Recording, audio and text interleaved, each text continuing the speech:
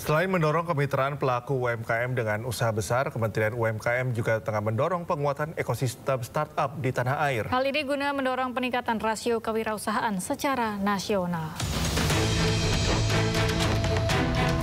Menteri Usaha Mikro Kecil dan Menengah atau UMKM, Maman Abdurrahman, memastikan pihaknya akan memperkuat ekosistem startup tanah air.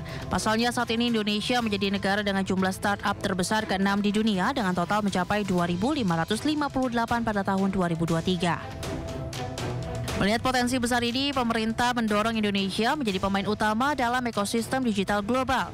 Salah satunya dengan mendukung skema pendanaan tahap awal, insentif pajak hingga pembangunan infrastruktur seperti pusat inovasi dan coworking space. Di mana berdasarkan data Otoritas Jasa Keuangan dibutuhkan pembiayaan mencapai 1.519 triliun rupiah untuk pengembangan startup di tanah air.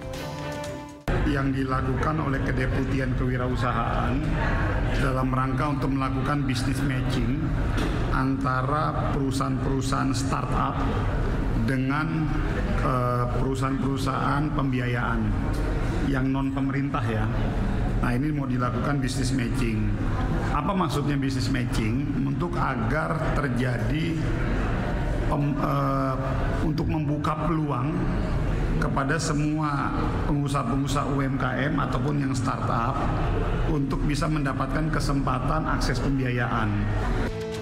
Selain itu, pemerintah juga akan memfasilitasi pertemuan antara para investor dengan startup potensial untuk menciptakan solusi bagi kebutuhan pendanaan yang selama ini menjadi hambatan utama.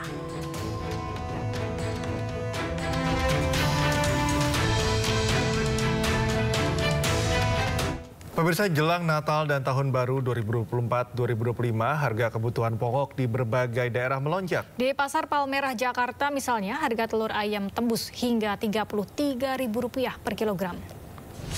Pemirsa, jelang Natal dan Tahun Baru 2024-2025, sejumlah harga kebutuhan pokok di Pasar Palmerah, Jakarta terpantau mengalami kenaikan. Seperti halnya telur ayam negeri, ini mengalami kenaikan begitu signifikan.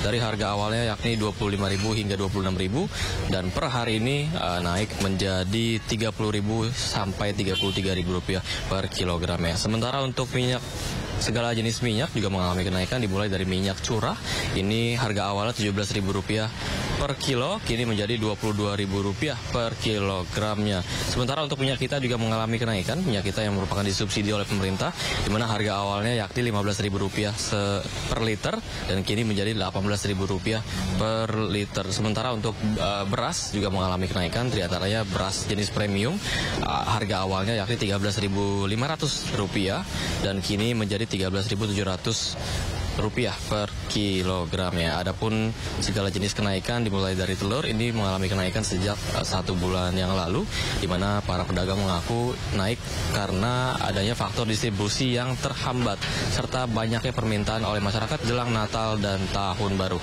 Namun bisa dipastikan dari para pedagang dan juga para pembeli sendiri berharap agar pemerintah bisa turun tangan untuk bisa menstabilkan harga, khususnya di tengah banyaknya permintaan untuk perayaan Natal dan Tahun Baru 2024 hingga 2025.